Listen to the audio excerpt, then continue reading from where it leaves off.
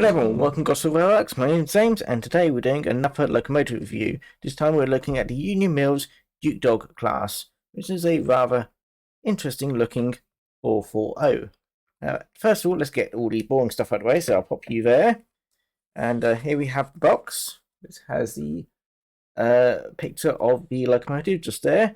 Union Mills models just on the side to that there. And the product code, well, not really a product code. It's a GWR Dukedog, the 32XX class 440 locomotive in GWR green, and its running number is 3220. And that's pretty much the box, because the rest of it is blank. So I'll pop you there. And unfortunately, this was this one? No, this one wasn't secondhand. I have to try to remember, but unfortunately, the only bit of information I've got is just this. Not really product information sheet, but it does tell you a bit more about the prototype. So we'll go on about that later. So I'll pop you there. And lastly, let's check how heavy this weighs. So we'll wait for that to load up. Unfortunately, my voice is going a bit today, so I do apologise. So here we go. Carefully put you in there. And I will call that at 136.8 grams. So it's very heavy. So I'll pop you there. And you can live over there. So yes, here we have a usual Union Mills model, and yeah, it's a very nice looking model from just the offset. It does have, well, Union. So my voice is going as I mentioned. Right, the unique part of this model is that it's got outside coupling rods, so outside framed. If I remember, that's how it's called. So yes, very nice. But it is a tender drive locomotive, but it is a Union Mills tender drive, so it's a very good runner. Let's see, the detailing is on the light side because unfortunately Union Mills was a one-man band. I have to say was, because unfortunately by the time this video comes out, Union Mills would have been closed for probably coming up to a year now. So well, a bit longer actually. Let me just think of when this video is coming out. Yeah, it's coming up. It's at least definitely a year now. So yes, unfortunately, you won't be able to buy these new anymore. So secondhand it is. But yeah, it's still a nice looking, unique model. You can definitely feel the weight in this. Yes, there is. What's it? No NEM pockets because it's a very basic model. Detailing is basic, but it does function quite well. You can definitely tell it is a Dukedog class. Right, and on the back here, coal. It's text. It's basically textured metal. It is, but yeah, it's basic, but it works. It looks, at least looks right. These models are extremely durable. You can probably throw it, and it'll probably survive better than whatever you threw it at. But I wouldn't recommend it. Tempo printing is clear and legible. Very light on the tempo printing. Basically, I need the running number here and the GWR lettering here. The color, the livery, which is a very dark green, may look more like it's black on the YouTube video, but it is green. I do have to say it is green. It's a very dark green, not the usual GWR green which I'm used to, which is a bit more like a it's a bit closer to BR green, which is bullseye green or something like that. Let's see, we have got some detailing on the side of the the front bogie. Again, outside frame, so there is detail there. You've got a spring bracket here and also on the other side. And again, light on the details on the back. We have got some lamp brackets on the end there. Yeah, it is neatly painted, and it is all quite functional. It does have tracks and tires, only on the one side, but there's two of them, one there and one there. Like I said, these are very good runners. It does also have a very unique way of power pickup, because there's power pickup only on the front wheels here and on the back wheels on this side. So yes, it does have a very wide a very wide wheelbase for pickup, but it is a very strange way to compared to more modern locomotives. But it works, and there's no issues with it. Yes. Unfortunately, the cab detail is very light, but there is some cab detail. Not painted, but you can definitely see it. May not be able to on the video at the moment, but you will be doing on close-up. Unfortunately, the most glaring annoyance, unfortunately, is this cable here, or the wire. But unfortunately, that's how it works. It needs it there, otherwise it won't work. So yes, it's annoying. You can probably shorten it, but I've not touched it just to be on the safe side. And yeah, on the front end, you have got the smoke box start, and also the smoke box hinge there, and a few other little details. But that's pretty much it for detail work. On the bottom, there's pretty much nothing other than saying Union Mills, and the front coupling is actually this hook device instead of the usual Rapido style at the back here.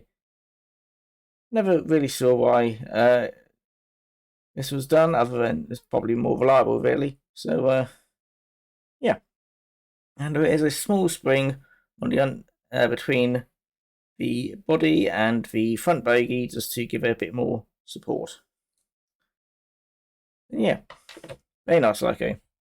Anyway, I'm going to get this onto the turntable so you can see it a bit more in detail, and then I'll tell you a bit more about the prototype, then we can get it onto the layout and see how well it will pull. So I'll see you in a moment. The Great Western Railway 3200 class was a design of 440 steam locomotive for passenger train work. A nickname for this class, almost universally used at the time these engines were in service, was Dukedog, since the locomotives were comprised of former Duke class boilers on Bulldog class frames. The GWR absorbed the Cambrian Railways in 1923, but with the Cambrian main line being lightly built, permanent weight restrictions debarred the use of heavier locomotives. This meant that only a few classes of GWR locomotive were allowed to run over it, including the Duke class. However, by the 1930s, the Duke class engines were past their estimated life, and in particular the frames were in poor condition. At the same time, the heavier Bulldog class was becoming redundant and being withdrawn. In December 1929, the cab and other above-frame fittings, together with a spare Duke boiler and smokebox, were fitted to the straight-topped frames of a Bulldog. The rebuilt locomotive was given the name and number of the Duke.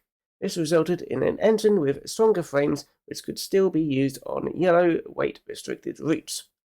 The conversion was a success, and from 1936, 29 new locomotives were constructed from the relevant components of withdrawn Dukes and Bulldogs.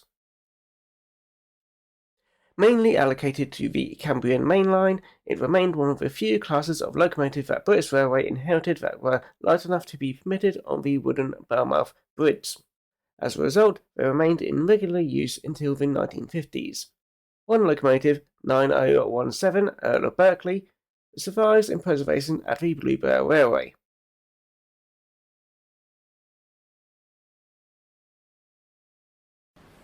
Right, here we are for Dukedog, now on my layout, and this is looking rather nice there, very smart. Very happy with that.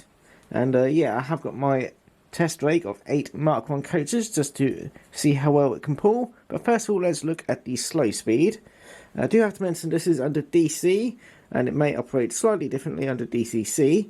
But yeah, just to take that into account. But most time when you buy these, they'll be DC, so this would be a good test to see how it looks like out of the box. So let me just slowly ramp it up.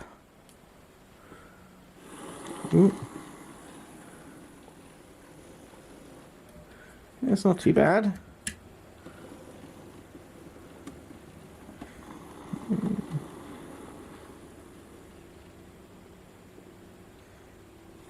Yeah, I can't do it all the way down, otherwise it starts stalling. Yeah, that's as best I'm going to do. But still, that's not too bad. Anyway, let's give it a nice run round. But I will have to mention that since it's got these outside well, it's got a outside frame, and the coupling rods are quite far out. It can get caught in the platform edging. I do have to be a bit careful, not to give it a bit too much speed.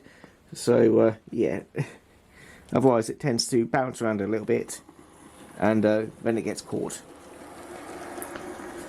But yeah, that's not too bad.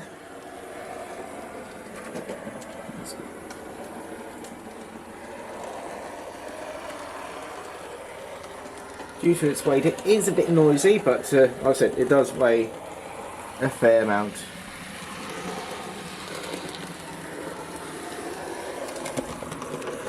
Yeah, quite happy with that.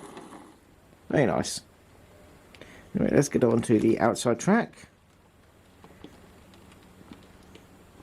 Now, I do have to be a bit careful when it goes on this track, because it definitely does catch on this platform edging.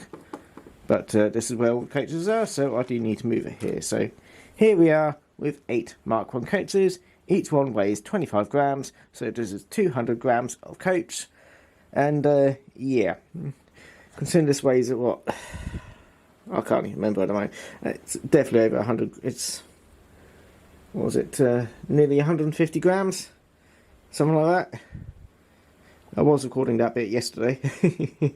So yeah, let's just call it 150, and yeah, I doubt 200 grams is going to really bother it really. So let's just make sure it's sat on the track nicely and coupled up. So give it a bit of a, oh, there we go. And ooh, yep, get a slight bit catch there, and yeah, that's that. Ooh.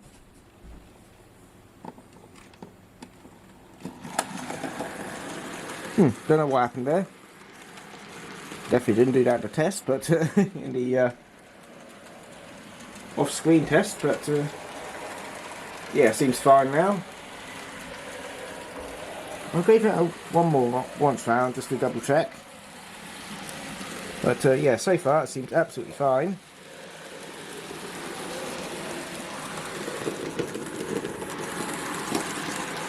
Let's just watch that again. Yeah, that's fine. It must have got caught on that platform edging just and upset it.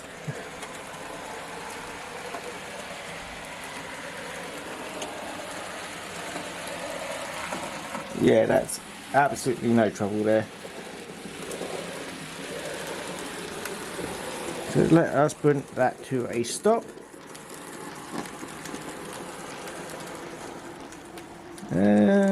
That'd be a nice spot there.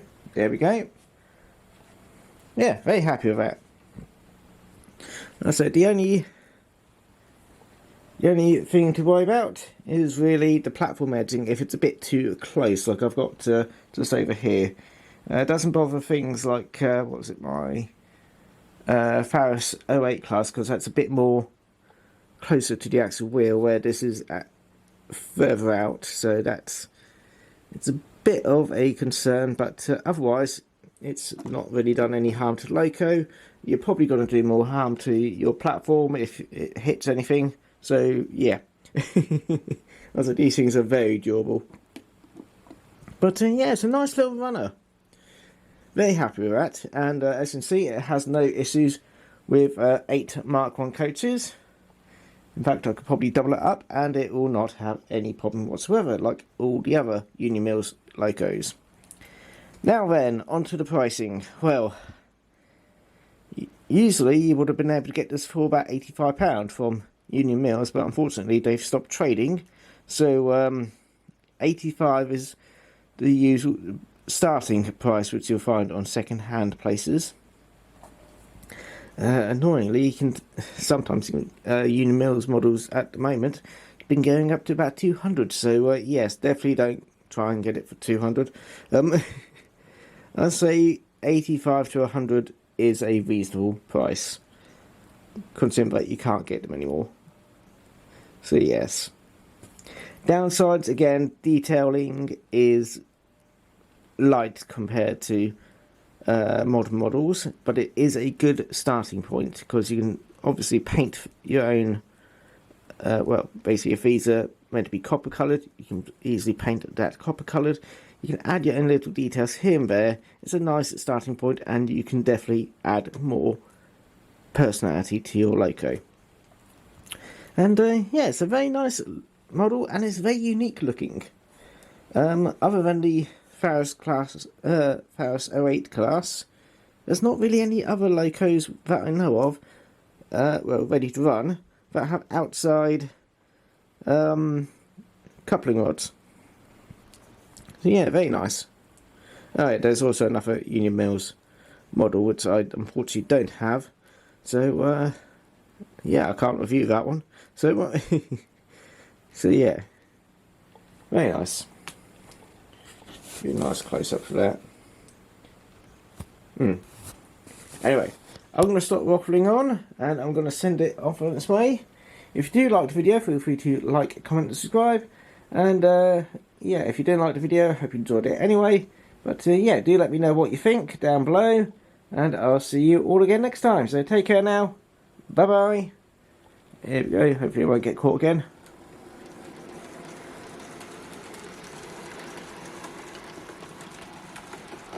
Yeah, seems happy. There we go.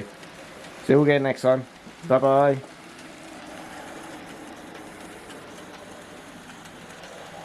That's it. There we go.